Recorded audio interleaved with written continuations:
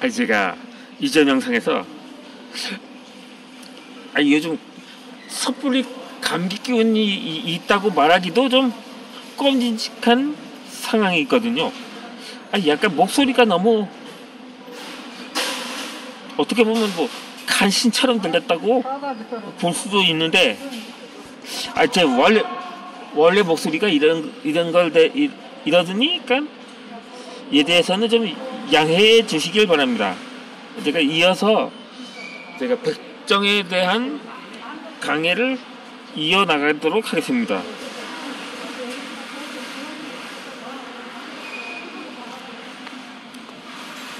팔이 이렇게 직선으로 보니까 좀 팔이 아파와서 약간 좀 자세를 고정을 시켜놨습니다. 그렇다고 삼각대도 없고 해서, 그러니까 이렇게 해서 어찌되었든 이게 당시 백정들의 생업이란 결코 만만치가 않았습니다.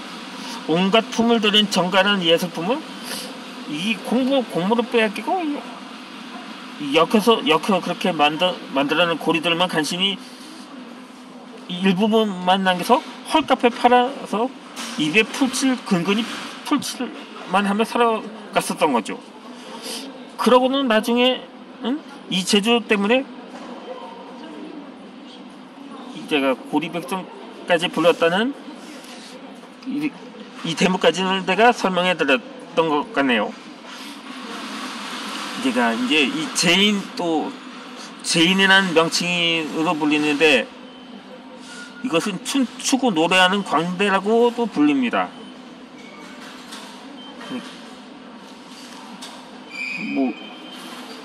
근대에서는 지금도 간혹 이렇게 불립니다만, 이 노래하는 사람, 춤추는 사람들을 그럼 딴따라라고도 부르곤 하는데, 요즘에도 간혹 그렇게 불리곤 하죠.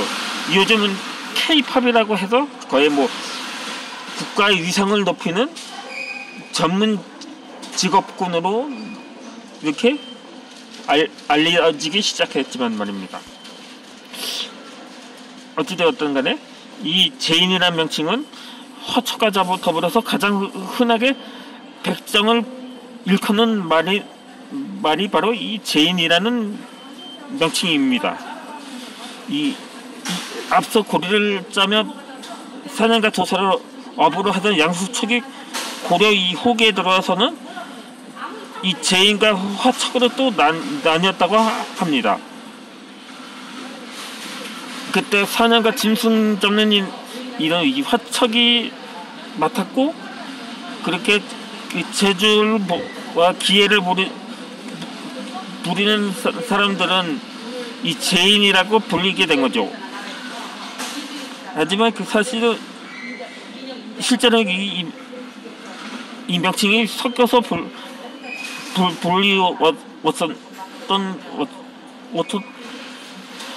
섞였다 불렸던 것입니다. 이렇게 불리기도 했습니다. 그런데 그때까지 바뀌지 않은 것이 하나 있다면, 그 제주는 결국 부리는 사람 따로 또 없고, 이득을 보는 사람이 따로였었다고 합니다. 대가도 없이 그냥 이런 속담처럼 제주는 곰이 부리고 이득은 누가 챙긴다는 속담도 있는 것처럼 말입니다. 그렇게 이 고려사나 동국통감, 고려도금 같은 이러한 기록물에서 백정들의 삶의 고단함을 이렇게 짐작해 볼 수가 있었던 거죠.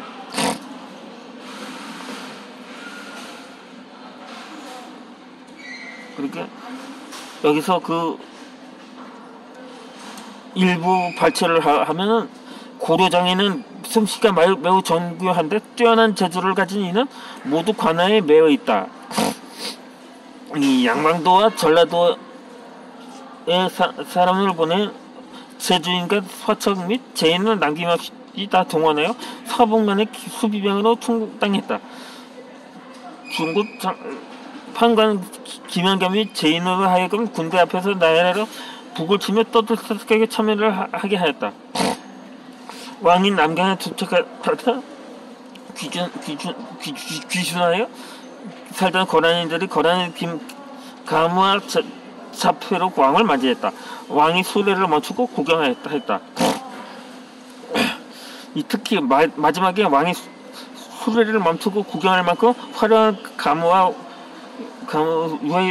유화의 솜씨는 관로툰이 가장 탐나는 재주였습니다. 이 제인의 맥이 호대로 흐르면 광대가 되고 배우가 되었던 거죠. 이들은 제인, 우인, 광대, 창호 같은 여러 이름으로 부르며 역사에 등장을 합니다. 이 간신반의 권력자의 욕심에 휘둘려 재주를 빼앗기는 쪽으로 휘둘리게 되기도 하는 거죠. 그때 아예 제인들을 끼고 입이 떡 벌어질 만큼 화려하게 노는 기록도 남아 있습니다.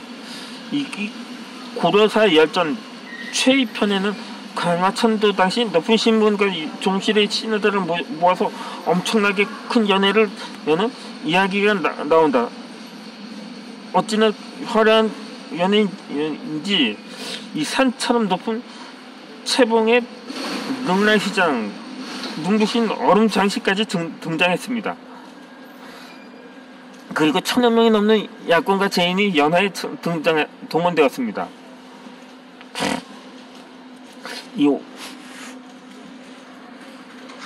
또 고려사의 또 다른 최중환보의 최이열전을 보면 5월에 정일품 이상 왕족과 대신들에게 연회를 베풀었다. 채봉을 산처럼 높게 설치하고 비단 장막과 능란 시장을 둘러친 뒤 가운데에 그네를 매달아 놓은 비단과 화려한 조화로 장식해야 했다. 큰 화분 4개를 설치해 산봉우리처럼 얼음을 채우고 화분마다 모두 은퇴를 묻고 자개로 장식했다. 큰 항아리 4개에는 이름난 꽃 10여 종을 꽂아보는 이들의 눈을 황홀하게 하였다.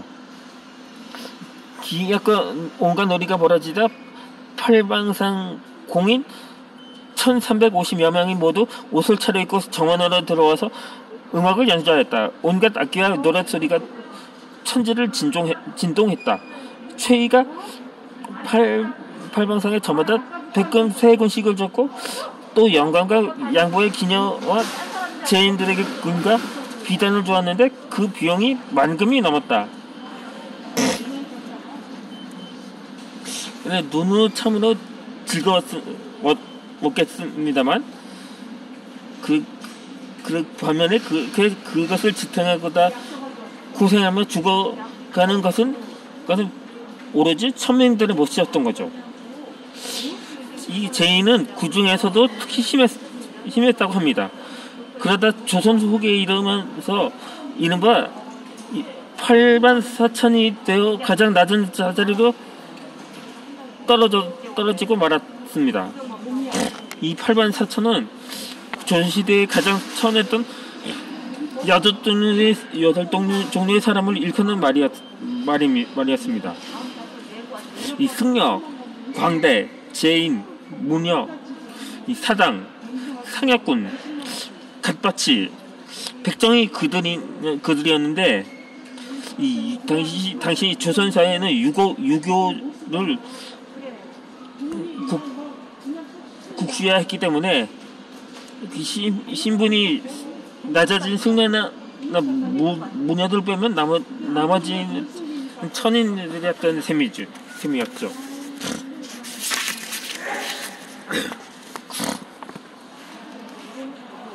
그렇게 전부 백정보루에 들었던 것입니다. 단지 이 백정은 소를 잡는데 그 가죽만 다는 또 갓바치가 또 따로 있었다고 합니다.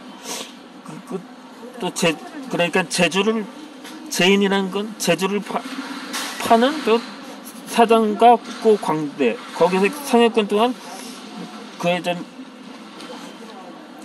백성들이었다고 볼 수가 있었던 거죠. 이 백정현의 신분이 워낙 천하게 여겨지다 보니까 이 죄수의 목을 베는 망난이나 죽은 이들로 옮기는 상해꾼처럼 거칠고 힘든 일은 의뢰 백성들의 몫이 되고 했기 때문이 백성의 몫이 되었던 것입니다. 뭐 상해꾼의 요즘으로 말하면 장례 지도사라고 말할 수도 있겠죠. 하지만 그때 진과 백정신은 그래도 지도사라는 명칭이 현대 사회는 붙었으니까는 백정신문과는 거리가 먼 직업이 된 거죠.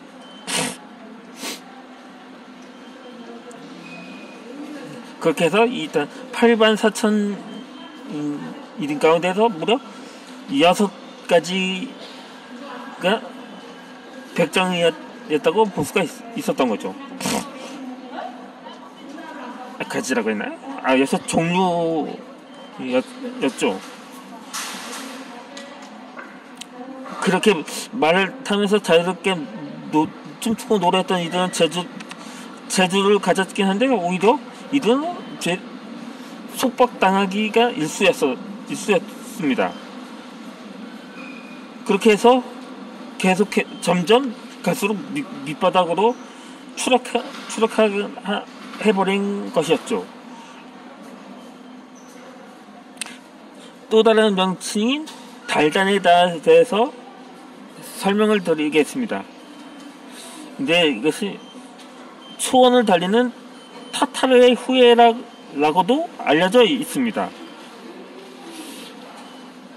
타타르라면 정말 저 멀리 유럽까지 정복하려고 했었던 천하무적의